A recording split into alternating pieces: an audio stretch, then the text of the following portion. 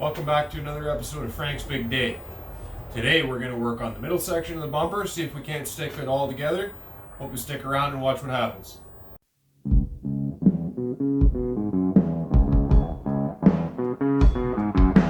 I hear a lot of people saying the blues, but I'm gonna tell you what the blues is. When you ain't got no money, you got the blues. When you ain't got no money to pay your house, you still got the blues. So, if you remember, when we left off last time, we had finished one of these, and I said I was going to make another one. And I did. After we finished out the ends of our bumper, we took a little bit of a field trip over to JD Customs to visit our buddy Owen, and we were able to cut out the middle section.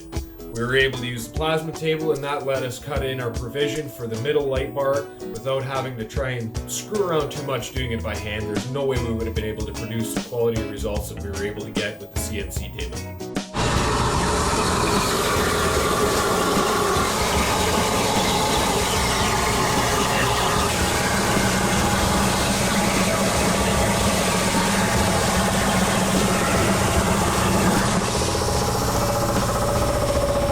Now, we've got one side, we've got two sides, and we've got a middle bit. And you can see we've got a window to stick our light bar. I'm going to grind this down, finish it out so that it looks real nice, and then we'll worry about getting our goodies from TMR stuck on there. Picked up a couple of shiny little D-shackle receivers, and these are going to get fitted in on the outer edges of the middle section so that we've got something to attach ourselves to if ever we need a tug. Right now, the only thing on the front of Frank is our winch, and it works, but I'd like to have some proper recovery points on the front and the rear. All right, let's get to grinding, and we'll touch base again in a couple of minutes when we start fitting everything up. Now that we've got this ground down, sort of, we're going to go ahead and start piecing all of this together. This is going to get trimmed back a bit. This is going to get trimmed back a bit. These are somewhere around here.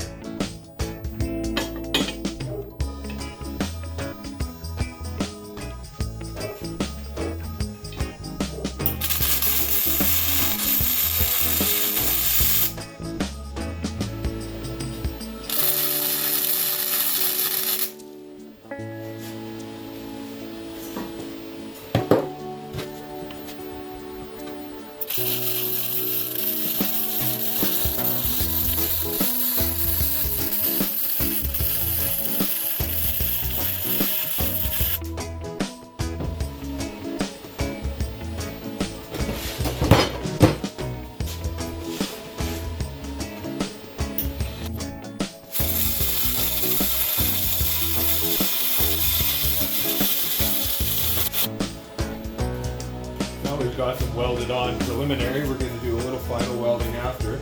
We're going to start mocking up the ends to here, make our marks so that we can fit these recovery points in the same way they are on the sides. And we can stick it all together. Exciting, folks. It's starting to actually look like a bumper.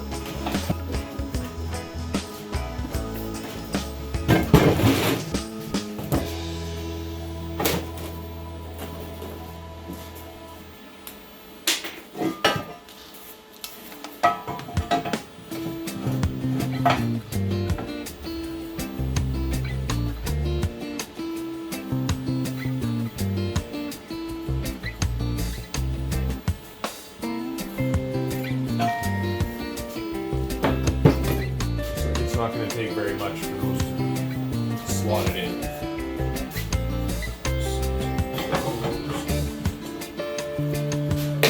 Now I'm going to cut that over there so that I can do it safely and not lose a finger.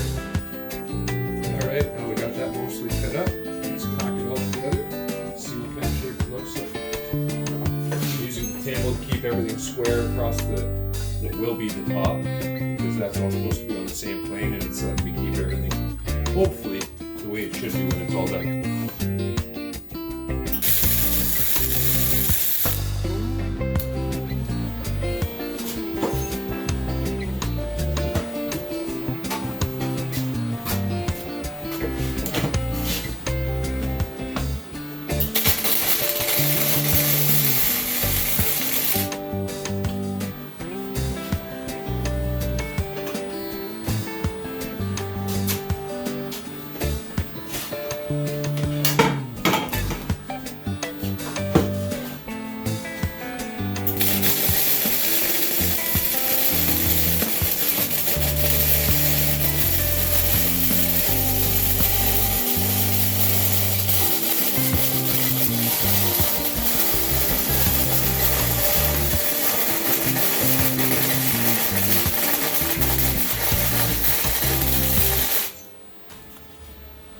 that ain't starting to look like a bumper. Now that we've got the bumper shaped up, we need to find a way to stick it on the front. That has to stay. There's a story behind that. But the plan is we're going to take some of this, weld it on there, which will give us a nice solid place to mount our bumper. Should hold up. Got the frame horns all welded on. Using flux cord, turned out okay.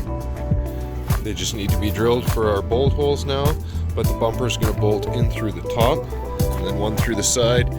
Should be plenty strong. Well, I got a little carried away and I forgot to pick up the camera for a bit, but we've made a lot of progress on the bumper here. Just doing our final couple of welds on the top edge. We've got most of our bracketry sorted on the Jeep itself, and if I do say so myself, it looks pretty awesome. We'll finish out our welding, buff everything back, get it all set up and ready for paint. Still a couple of tabs to weld on. We also need to mock up our lights. Oh, who am I kidding? We're quite a ways away from paint. So now that we got the bumper all welded, ground down, pretty much all we had left to do is figure out where and how we were going to mount those lights.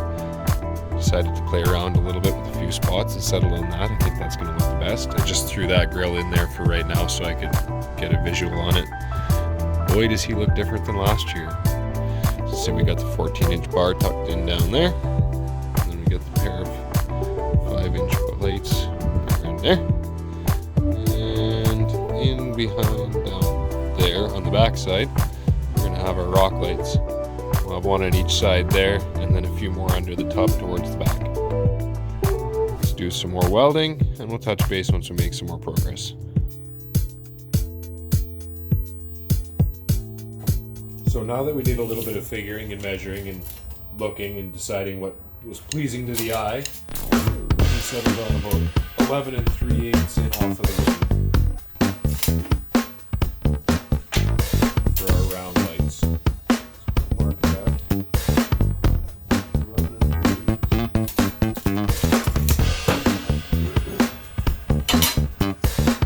And we were an inch and a half in. 11 3/8.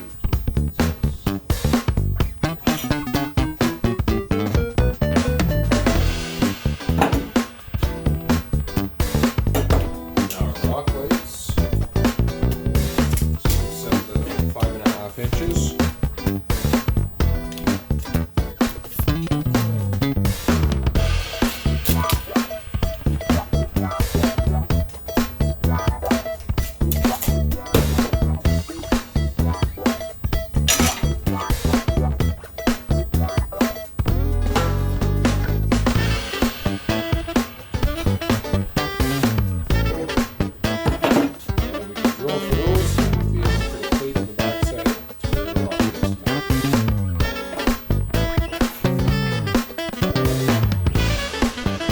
Unfortunately, I'm still getting used to videoing everything and I'm bounce around a lot when I work, but the next step was to weld in these little buggers, and those are going to hold our rock lights. We've got our tabs on the back side here, one over there, and those are going to give us some lateral support, and it'll be bolted through from the bottom there. Another one on this side, and then we'll have some other rock lights scattered underneath, but that's where we're at now. Power out to the garage isn't that great, so we got to spend a long time when we're doing welding. Lots of waiting, but we'll get there. Built a whole Jeep like this. So once again, being one to work too fast and not really remember to take video. We're into paint now. Sanded down everything, just got it all down, prepped it, put a good coat of primer on it, and we're going to go with a hammered black finish. Should look pretty good when we're all said and done. Starting to actually look like something, folks. It's very exciting. Well, that's it. Painted. And now, it's on the front of Frank, and looking fantastic. Next step is to mount up the lights and get them wired. Then we should be all set. That's our nice shiny new grille with our nice shiny new Vivid Lumen headlights. Looking crisp. Forward progress. We're getting close. The engine made noise. That's progress. Didn't sound awesome, but that's okay. So where we're at now, I've positioned the rock lights on either side. Now those have a fixed pigtail on them, so I've decided to make myself a harness that's gonna just basically be a big long lead off of all the lights. I'm using some Phillips Polarflex 4-connector wire, and that's gonna run out to each wire on the light, on the bumper, and then I'll be able to isolate those circuits back up there at the fuse box, and I'll be able to have my connections to the rock lights and their controller up somewhere in this general hot mess. Well, we've got all the lights bolted up. Nothing's too tight, so I still got some room for adjustment. Now we just gotta, well, not all the lights are wired up.